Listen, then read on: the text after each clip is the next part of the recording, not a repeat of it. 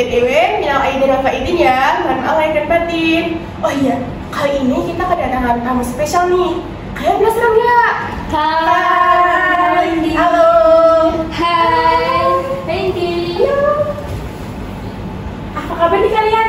Baik nih. Aku juga baik. Alhamdulillah. Oh iya, kalian penasaran nggak nih sama nama bintang tamu kita kali ini? Kalian boleh perkenalan. Hai, kenalin, aku Artarita, alumni SMA 1 Cetis.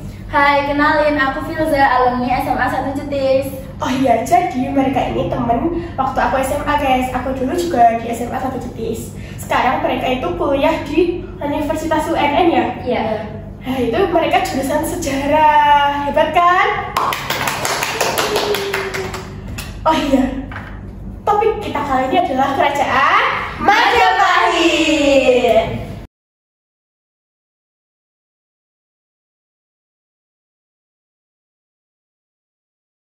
Oh iya, aku mau tanya nih, raja pertama kerajaan Majapahit kan Raden Wijaya. Apa benar Raden Wijaya itu mantu dari raja terakhir kerajaan Singasari?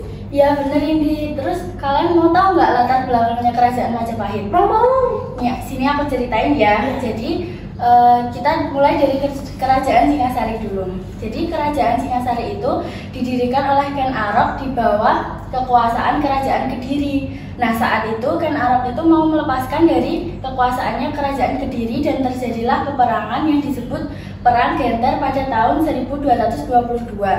Nah saat itu peperangan itu dimenangkan oleh Ken Arok. Nah mulailah berdiri kerajaan Singasari.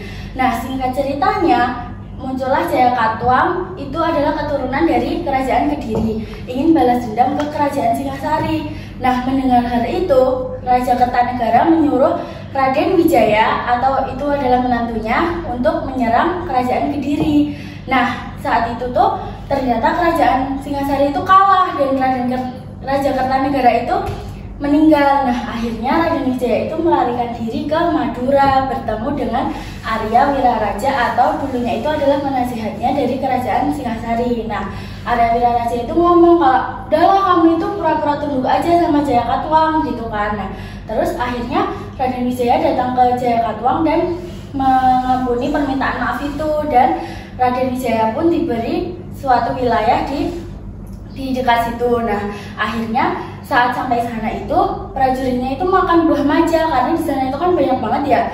Terus ternyata itu rasanya tuh pahit. Nah disitulah nama wilayah itu dinamakan Kerajaan Majapahit. Nah akhirnya Raden Wijaya itu kan mendirikan kerajaan di sana, tetapi Raden Wijaya ini ingin membalaskan dendam ayah mertuanya. Nah akhirnya Raden Wijaya itu menyerang kerajaan Kediri dan Raden Wijaya pun memenangkan. Nah akhirnya kerajaan Majapahit berdiri dengan raja pertamanya Raden Wijaya gitu. Seru banget ya kisahnya ya. Berarti Raden Wijaya itu cuma pura-pura tunduk ke siapa tadi? Jayakatwang ya? Ya biar bisa membalaskan dendam ayah mertuanya. Oh iya, tadi kan Raden Wijaya itu raja pertama. Iya. Apakah ada raja-raja lain selain Raden Wijaya? Ada 11 sih raja-raja yang itu. Yang pertama tuh ada Raden Wijaya, terus ada Jayanegara, Tribhuwana Tunggadewi, Hayam Wuruk, terus ada Wikramawardhana, terus Suhita, terus Kertawijaya, Sarasawardhana, terus Girisawardhana, Suraproharta, dan yang terakhir Girisawardhana. Wow, banyak banget ya. Tapi kan di kerajaan Majapahit ada yang namanya itu Pati Gajah Mada. Betul? Pati Gajah Mada kan pengorbanannya besar banget ya ke kerajaan Ya, Majapahit. betul. Kenapa Pati Gajah Mada itu nggak dijadiin raja aja di kerajaan Majapahit? Karena Gajah Mada merupakan seorang patih pada masa pemerintahan Hayam Wuruk. Tapi ia sempat mengundurkan diri dari Patih Amangkubumi karena ia merasa cita-citanya sudah tercapai. Oh, gitu. Kalau kejayaan kerajaan Majapahit itu saat raja siapa? Oh jadi kalau masa kejayaan kerajaan Majapahit itu dipimpin saat Raja Hayam Wuruk dan patihnya Pati Gajah Mada. Dan kalian tahu nggak sih, saat masa kejayaan itu Majapahit itu berhasil menaklukkan hampir satu Nusantara kecuali Sunda, bahkan sampai ke luar negeri yaitu ke Filipina. Wow, Keren banget kan? Keren banget. Nah, terus juga nih ciri-ciri kejayaan Majapahit. Jadi yang pertama itu Majapahit berhasil menguasai seluruh Nusantara kecuali Sunda. Nah, yang kedua itu Majapahit punya kekuatan maritim dan perdagangan yang luas banget. Bayangin aja, Majapahit itu bisa melakukan perjanjian dagang sampai ke luar negeri loh, sampai ke Campa Vietnam, terus Kamboja, bahkan sampai ke Cina. Keren banget kan? Iya, hebat banget ya berarti dulu pas kerajaan Majapahit berdiri. Iya. Oh iya, tadi kan kita udah membahas tentang kejayaan kerajaan Majapahit. Sekarang aku mau tanya nih, apa sih faktor dari kemunduran kerajaan Majapahit? Jadi ada beberapa faktor yang mempengaruhi kemunduran Majapahit. Salah satunya tidak adanya tokoh dalam pusat pemerintahan, terus ada struktur pemerintahan, terus juga ada perang saudara, terus yang terakhir ada masuknya Islam. Tapi kali ini aku mau bahas yang perang saudara atau yang lebih dikenal lagi dengan Perang Paregreg. Perang Paregreg terjadi pada tahun 1401 sampai 1406 yang dilakukan oleh Bre Wirabumi melawan pusat kerajaan Majapahit. Padahal Bre Wirabumi itu udah diberi pusat pemerintahan atau pusat kejayaannya di wilayah Blambangan, tapi ia masih berambisi untuk menjadi kerajaan di Majapahit. Berarti tadi siapa yang Bre Wirabumi ya? Ya, Berarti dia kayak serakah banget ya akan kekuasaan. Oh iya, pada masa kerajaan Majapahit itu kan masih ada sistem kasta ya di sana. Iya benar. Sistem kasta itu kan termasuk sistem sosial. Aku mau tanya nih tentang sistem sosial yang ada di kerajaan Majapahit. Oke, jadi kerajaan Majapahit itu dibagi menjadi 4 pola. Yang pertama itu Brahmana atau kaum pendeta. Terus kesatria itu kayak yang memimpin perintah-perintah gitulah. Yang tadi yang pemerintah di kerajaan ya? Iya. Terus habis itu yang ketiga itu adalah Waisya, itu kaum pedagang. Terus yang keempat itu ada Sudra, itu kayak tugasnya itu ya menghormati yang kasta yang lebih tinggi gitu loh. pribumi gitu nggak sih? Iya. Berarti kayak budak. Iya gitu. Tapi kalian tahu gak sih ada yang lebih rendah dari kasta Sudra? Masa ada? Ya, itu ada 3. Yang pertama itu Candala, itu adalah anak perkawinan dari ayahnya dari kasta Sudra, tapi ibunya itu dari kasta yang lebih tinggi. Jadi kayak Brahmana, Ksatria atau Waisya. Nanti anaknya itu dapat kasta yang lebih rendah dari ayahnya. Yang kedua itu adalah Mlecha, itu kayak bangsa selain bangsa Arya gitulah, kayak misalnya pedagang-pedagang dari Tiongkok. Yang ketiga itu golongan yang merugikan warga, jadi kayak penjahat gitu. Tapi di kemasyarakatan Majapahit, wanita itu lebih dipandang rendah daripada laki-laki. Berarti patriarki gitu ya? Iya, bener. Iya, tadi kan yang di bawah Sudra kan ada 3, Candala, Mlecha, sama yang merugikan tadi apa namanya? Tuca atau Tuca? Tuca sih kayaknya. Oh iya, aku mau tanya tentang keunikan di kerajaan Majapahit. Oh, jadi gini nih, keunikan kerajaan Majapahit itu berpindahnya ibu kota selama 3 kali. Yang pertama tuh di pusat pemerintahannya di Mojokerto. Terus kemudian berpindah ke kota Triwulan yang berjarak 12 km dari Mojokerto dengan pemerintahannya Raja Sri Jaya Negara. Kemudian yang terakhir berpindah ke ibu kota, yaitu di Kota Daha. betul, Kota Daha atau Kediri. Tapi Majapahit juga mendapat ancaman dari kerajaan Demak, yaitu kerajaan pertama Islam di Pulau Jawa. Oh iya, tadi kan berganti sebanyak 3 kali ya. Dan yang pertama itu menduduki kota Mojokerto. Betul. Itu pada saat raja siapa? Raden Wijaya atau Raden Wijaya? Oh iya, berarti letak awalnya itu di Mojokerto yang kalau nggak salah di tepi Sungai Berantas ya? Betul sekali. Lanjut. Tadi kan kita habis membahas keunikan ya guys. Oh iya, kalian haus gak nih? Haus banget ini. Aku punya sesuatu nih buat kalian. Apa nih? Nih. Aduh, seger nih kayaknya.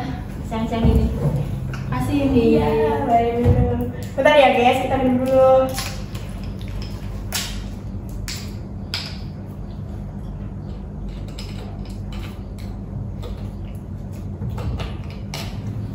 seger banget ya. Oh iya, sekarang saatnya kita lanjut ya.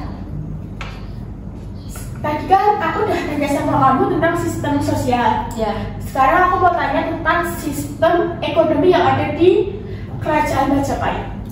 Ya, jadi sistem ekonomi di Kerajaan Majapahit itu ada dua, agraris dan juga maritim. Nah, kedudukannya sebagai negara agraris itu terletak pada letaknya yang di pedalaman dan di tepi sungai. Nah, kalian juga tahu nggak sih di Jawa itu kan sepanjang tahun panas ya. Jadi panen padi itu bisa 2 kali setahun dan padinya itu kayak halus-halus banget, bagus-bagus gitulah. Nah, selain itu juga mereka itu menanami kayak wijen putih, terus rempah-rempah, lain-lainnya lah.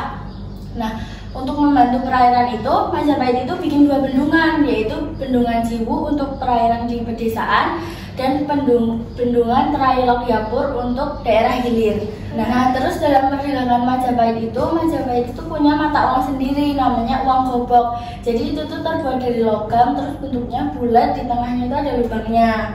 Nah, tapi selain itu juga ada uang kepen dari dinasti lain.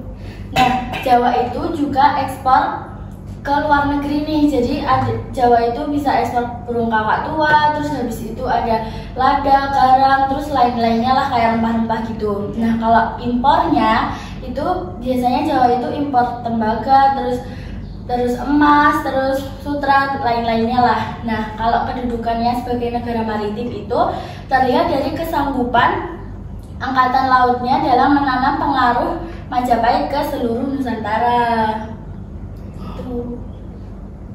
Berarti Kerajaan Majapahit itu udah bisa ekspor impor ya? Ya. Oh, hebat banget ya berarti. Oh iya, kan tadi aku udah nyinggung sedikit tentang Pati Gajah Mada yang kenapa sih kok nggak jadi raja? Ya.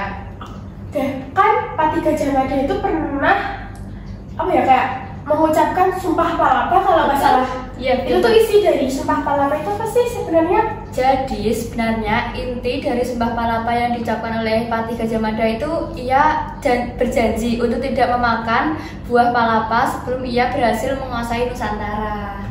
Jadi gitu. Kalau peninggalan di Kerajaan Majapahit yang masih ada sampai sekarang atau masih ada peninggalannya itu apa ya? Banyak sih sebenarnya. Salah satunya ada Candi Tikus di Mojokerto, ada Candi Kontes di Blitar, ada Prasasti Prapanca Sarapura kalau nggak salah. Itu ia itu menceritakan tentang Hayam Wuruk, Gajah Mada dan juga Aditya Warman. Terus ada kitab Kertanegara yang ditulis oleh Empu Prapanca, terus ada kitab Sutasoma yang ditulis Empu Tatular, dan ada Paraton yang menceritakan tentang Kerajaan Singasari dan juga Kerajaan Majapahit. Tapi ini yang terakhir, ada artefak berupa uang gobok atau uang logam gitulah yang dipakai pada mata uang di Kerajaan Majapahit pada kala itu. Berarti uang gobok itu yang udah disinggung tadi ya, bentuknya sekarang itu ya? Iya. Oh, tapi itu masih beberapa peninggalan ya, jadi masih ada banyak lagi ya? Ya, candinya tuh banyak banget. Terus kan tadi di peninggalannya ada kitab Sutasoma. Iya. Aku tuh pernah baca di salah satu buku kalau Bhinneka Tunggal Ika itu diambil dari kitab Sutasoma ya? Betul. Apa sih hubungannya dari kitab Sutasoma dengan Bhinneka Tunggal Ika?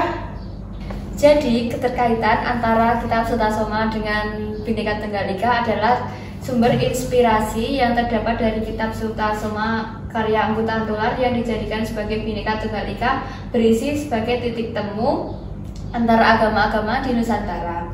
Lalu juga ada semangat toleransi yang tergambar dari kitab Sutasoma yang lalu dijadikan sebagai semboyan Bhinneka Tunggal Ika. Jadi gitu. Oh iya, aku mau tanya, kalau Kerajaan Majapahit itu dia tuh menganut agama Hindu, Buddha atau Hindu-Buddha? Hindu-Buddha. Berarti Kerajaan Majapahit itu termasuk kerajaan Hindu-Buddha besar ya? Ya, itu Kerajaan Majapahit itu terbesar sepanjang sejarah. Wow. Belum ada yang bisa ngalahin.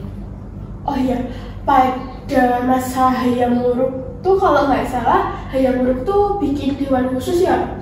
Ya, jadi Hayam Wuruk itu bikin dewan khusus, yaitu Dharma Dyaksa Kasayuan itu yang mengurus agama Siwa Buddha. Kalau yang Dharma Diaksa Kasogatan itu mengurus agama Buddha. Nah, dari dua dewan itu dibantu oleh pejabat agama yang disebut Dharma Upapati.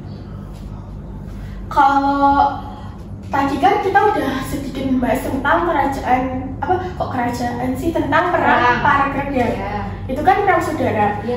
Aku juga pernah dengar kalau di kerajaan Majapahit itu terjadi perang bubat. Ya, betul sekali. Jadi tuh perang bubat itu terjadi karena perselisihan antara Patih Amangkubumi atau Gajah Mada dengan Maharaja Linggabuana di kerajaan Sunda, tepatnya di Pasanggarahan Bubat. Akibatnya sih menewaskan seluruh rombongan dari Linggabuana. Itu kan ya nggak kerasa ya, kita udah lama banget bahas tentang kerajaan Majapahit. Iya nih. Oh iya, sebenarnya di Indonesia itu masih banyak banget selain kerajaan Majapahit yang ada di Indonesia. Kalian bisa cari dari berbagai sumber, ada di Google, di Wikipedia. Dan kita ini juga baru bahas sedikit tentang sejarah kerajaan Majapahit. Dan kalian masih bisa cari tentang sejarah kerajaan Majapahit itu di Google atau di Wikipedia juga. Kalian bisa baca-baca di sana karena banyak banget sumber informasi yang bisa kalian akses di internet. Betul sekali. Oh ya, sekian dulu ya dari kita. Bye bye guys.